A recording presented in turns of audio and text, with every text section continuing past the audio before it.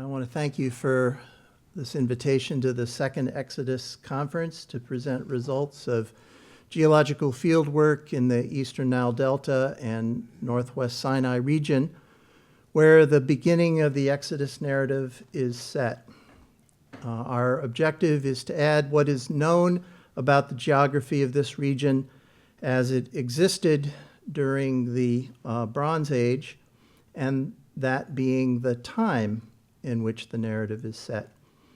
And that narrative appears to describe and name real Bronze Age geography corroborated by archaeological and geological discoveries. And with respect to Professor Friedman's challenge earlier today, at least I hope you find my slides entertaining.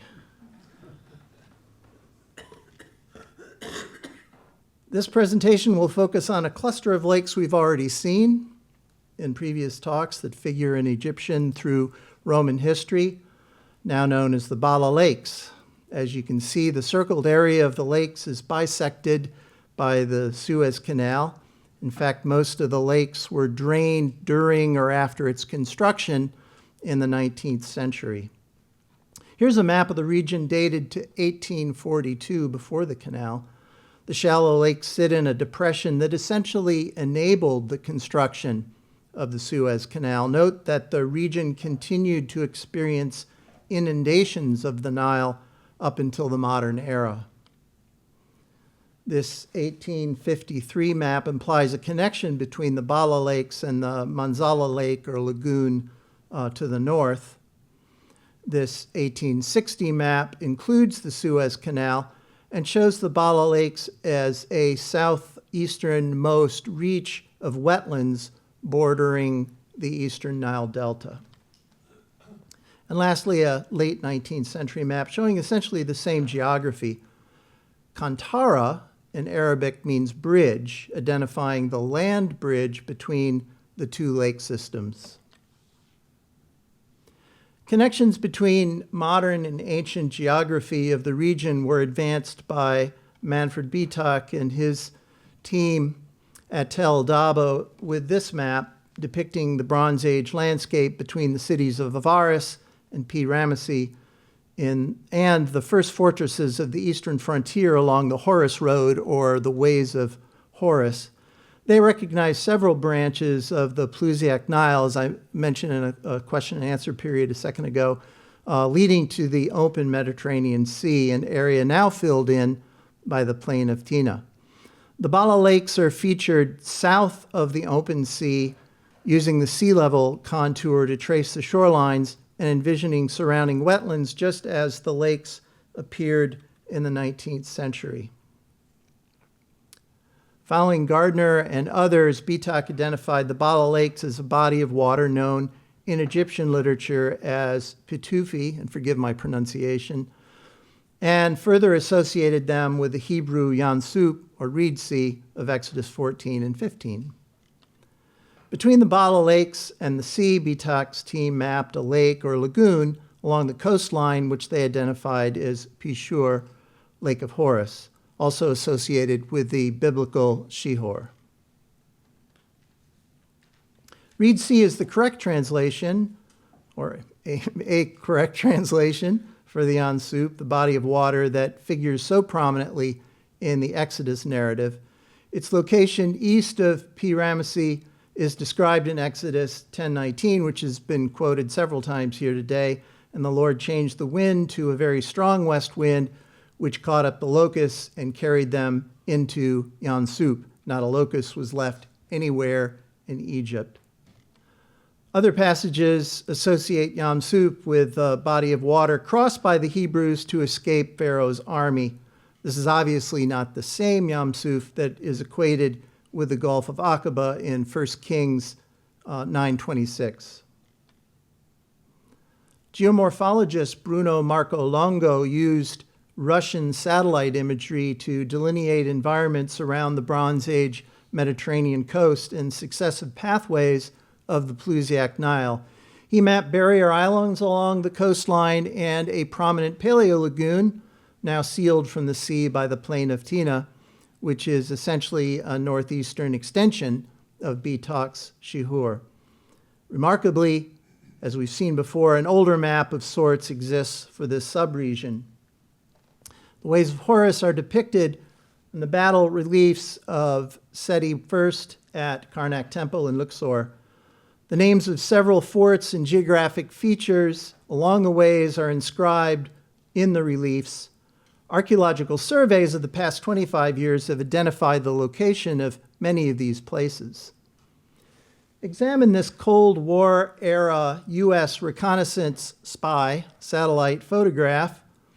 It has 3 to 5 meter resolution, and it reveals ancient environments, even building foundations that have been obscured or erased by subsequent urban and agricultural development. We can clearly see the Bronze Age coast, that straight line referred to as the Pelusium line, referred to earlier. We can see the remnant barrier islands and the Paleo Lagoon delineated on Marco Longo's map. We can easily identify placenames from the Seti I reliefs on the ground, preserving a sense of their geographic context. First, we know that Tel Hebwa is the location of Fortress Charu. We agree with the Egyptian team that the excavating at Hebwa, that the dividing waters of the relief most likely represent what is left of the southwestern Shihor Lagoon after it was filled in by sediment carried by a Plusiac Nile branch that flowed past Avaris and P. Ramesses. As depicted on the relief, the Charu complex involved 2 fortresses on either side of the dividing waters. It's reasonable that the next fort excavated about 3 kilometers east of Hebwa Charu is the dwelling of the lion. This is where the Trinity International University expedition, directed by my co-author Jim Hoffmeier, worked between 2000 and 2007. As the team geologist, my objective was to further delineate ancient environments in the area and put the site in its physical geographic context. We discovered another natural channel that passed by the fort and emptied into the Paleo Lagoon. The channel deposit contained pottery ranging from late bronze to Roman age. Using open-air irrigation ditches, we followed the defunct natural channel to the southeast toward the city of Kantara along the Suez Canal and the northern shore of the Ballah Lakes. We tentatively interpreted the channel as an early distributary of the Plusiac Nile. Because it was covered by an agricultural field by 2000, we could not investigate Oran's New Kingdom site T211. This low-altitude aerial photograph reveals a significant foundation that may represent the next fort depicted on the relief, the Migdal of Mematra, which has been associated with the Migdal of Exodus 14:2. The combined work of many expeditions focused on the eastern frontier of ancient Egypt illuminates the physical geography of this region, translating ancient depictions of the Seti I relief into modern maps. But there is more to learn about the natural history of the Ballah Lakes if we look below the surface. The objective of our second phase of surveys was to see if the El Borg Plusiac channel we discovered could be traced into the Ballah Depression and possibly to the main branch of the Nile River. A proposal to create a highway tunnel under the canal in the 1970s resulted in a geological survey of the Ballah Lakes. This map shows the distribution of sediment types on the surface, including patches of clay, sandy clay, sand, gravel, and gypsum sand exposed around marshes and mudflats. Incidentally, geologists around the world refer to modern mudflats with the Arabic term sabga. These photographs characterize the vast extent of underdeveloped land in the dried lake beds, as well as what remains of the former lakes. And several times we parted the waters of the Reed Sea in our Jeep Cherokee. Over 3 seasons between 2005 and 2007, we employed primitive but effective means of probing the subsurface, and it was not uncommon to find our Jeep stuck in the sabkas. Despite being restricted by some private and military properties, we were able to reach 22 sites in the depression, most of them within the sea level contour marking the lake shorelines. Considering the changed political situation in Egypt since 2007, it would probably be impossible to move so freely to complete this kind of work on either side of the canal today. That the lakes existed in Roman times is confirmed by the presence of boat quays at the Abu Seifa excavation seen here. It would seem that Roman boats would navigate in the lakes and find a connection to the sea, the Mediterranean Sea, by way of the Elborg-Pelusiac Channel, passing the by then abandoned Ramesside fort at Elborg, to Roman Tel El Hair on the northeastern shore of the Paleo Lagoon, and onward to Pelusium, an important Roman port where later Pelusiac branches emptied into the Mediterranean Sea.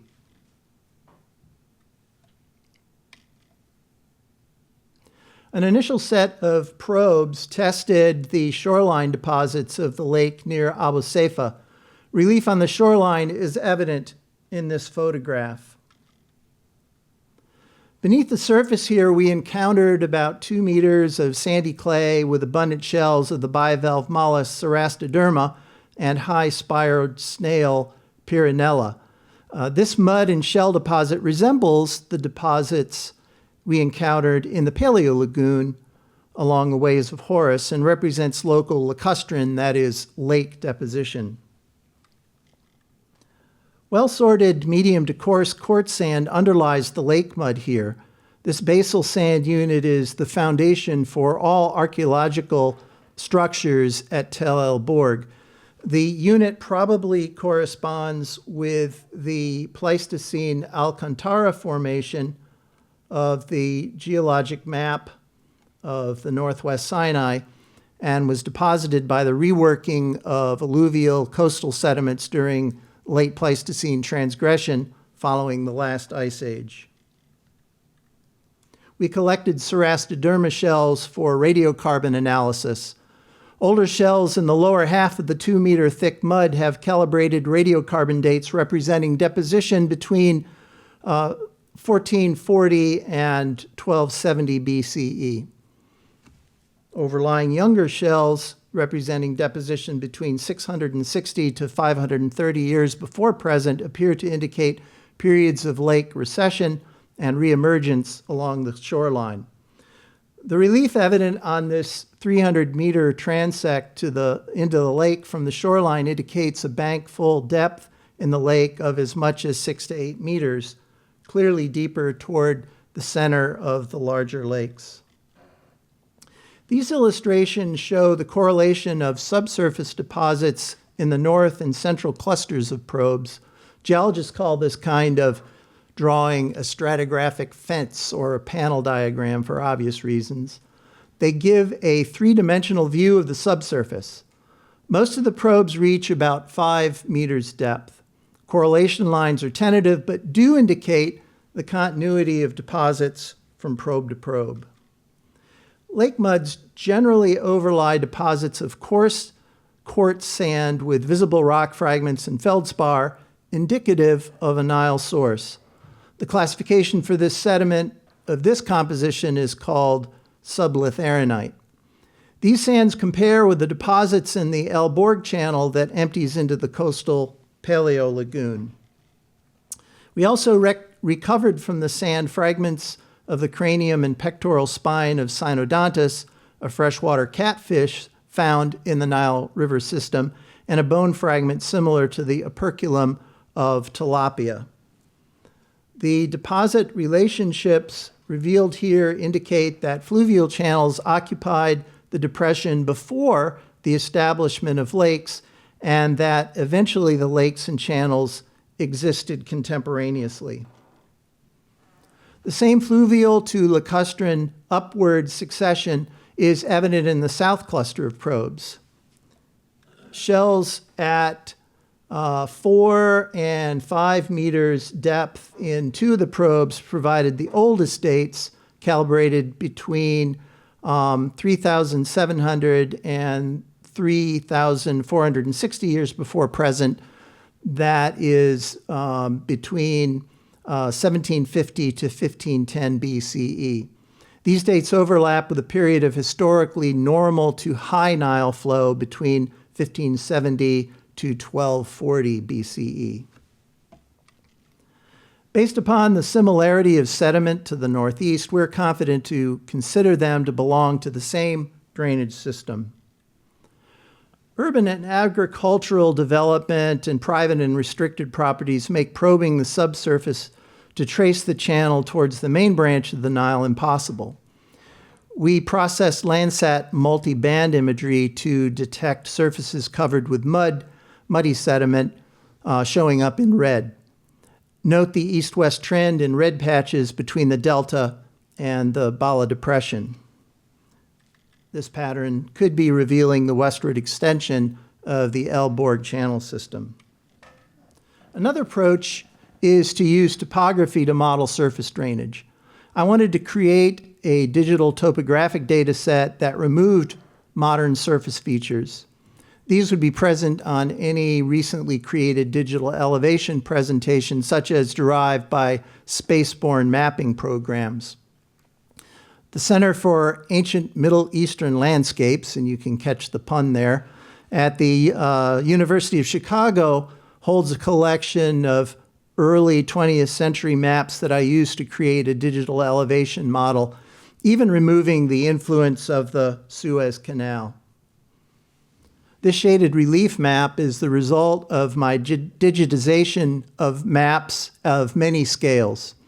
It reveals the east-west trend of small lakes between the delta and the Ballah Depression, probably showing up as red in the previous diagram if those lakes have dried up. And plotted here are Plusiac Nile channels as traced on BTAC's reconstructed Bronze Age geography. Surface flow paths can be derived from the elevation model using geographic information system applications. Note how they correspond with the known Plusiac trends and drainage running from the west into and out of the Ballah Depression. Here's a suggested pathway for the earlier Plusiac channel from the inner delta to the Ballah Lakes and onward to the Paleo Lagoon. Traced on this Landsat image is an approximation of the shape of the Nile Delta during the Bronze Age based upon extensive probing of the coastal delta by the Smithsonian drilling project directed by Daniel Stanley. The inset map on the left shows paleo environments and distributary channels active about 4,500 years ago based on their surveys. The map upper right depicts Stanley's interpretation of the early Bronze Age shoreline in the eastern delta and northwest Sinai coast. And Tom, I think that was a volume. You might have edited that paper. I've traced a Plusiac distributary to match BTAC's map and the Ballah Depression channel that we propose. After this branch was established, major drainage shifted to younger Plusiac distributary channels flowing north of the Ballah branch. Local drainage and significant flooding maintained the Ballah Lakes existing well into the modern era. Eventually, later Plusiac distributaries pushed the coastline beyond the Bronze Age position, silting in the Paleo Lagoon and creating the plain of Tina. Roman towns and the port city of Pelusium occupy this delta plain. Eventually, the Plusiac drainage was replaced in the eastern delta by Tanitic distributaries, and the delta obtained its more familiar shape. However, it appears that the abandoned Plusiac channels were subsequently maintained as canals for many centuries. So we conclude with this oblique view showing a reasonable reconstruction of the Ramesside eastern frontier, featuring places and names known to ancient Egyptian soldiers, sailors, and scribes, and preserved in the Hebrew Exodus account. In conclusion, shallow subsurface geological survey and vintage space imagery reveal Holocene environments of the Eastern Nile Delta relevant to Bronze Age archaeology and the Exodus place names. Our fieldwork provides physical geographic context for the vicinity of the first group of New Kingdom fortifications along the ways of Horus, including the Mediterranean coast, lagoon, and Plusiac Nile distributaries.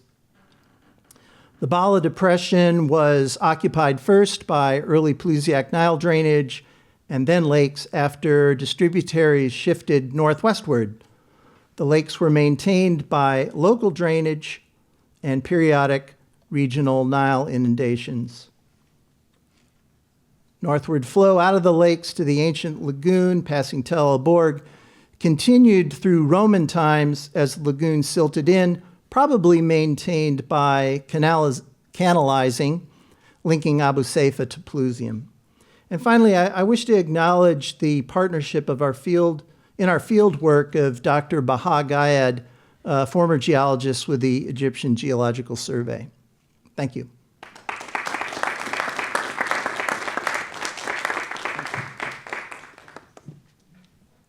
Time for question? I have a question, yeah. Yeah. Did you consider using terrestrial geophysical methods for better mapping the paleo channels? Yeah, that would certainly be a good idea. It's just not within my wheelhouse. And also just the technical issues of bringing that kind of equipment over to Egypt is very difficult sometimes. I once took an EM device over, and it was hours of work in the customs. So, Steve, thank you for that wonderful lecture. You showed a lot of sediment core data from your survey.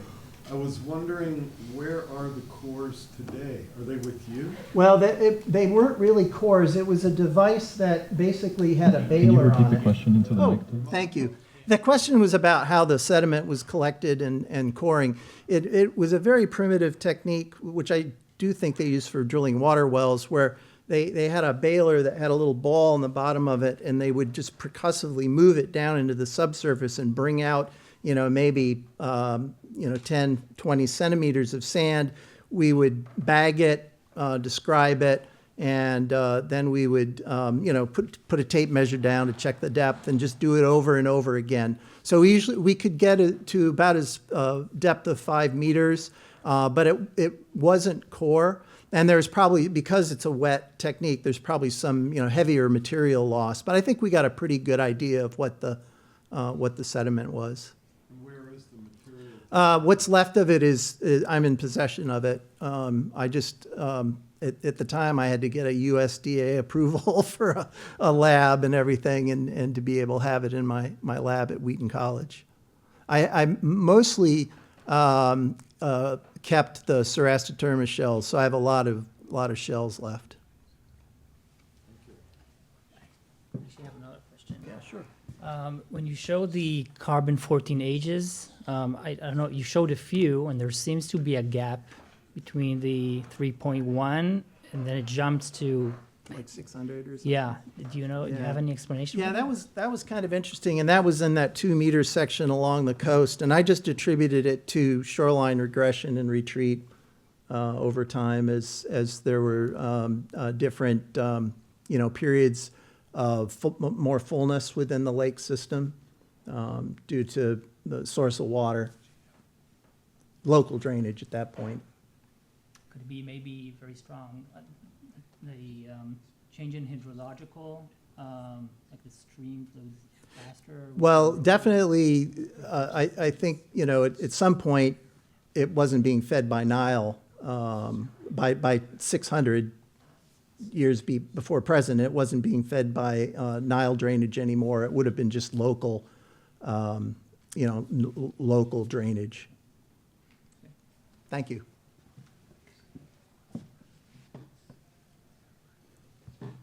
Any other questions?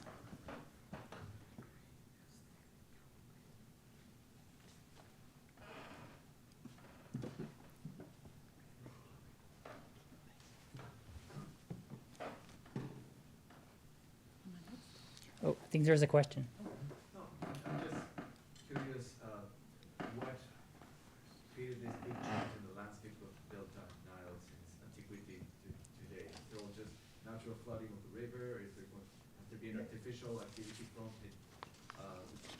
I can talk here.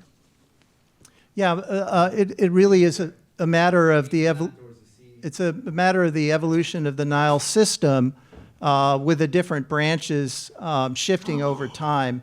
And so that will, bring sediment to the coast and push the delta out. And, the best example of that is south of that Pelusium line or the Bronze Age coastline.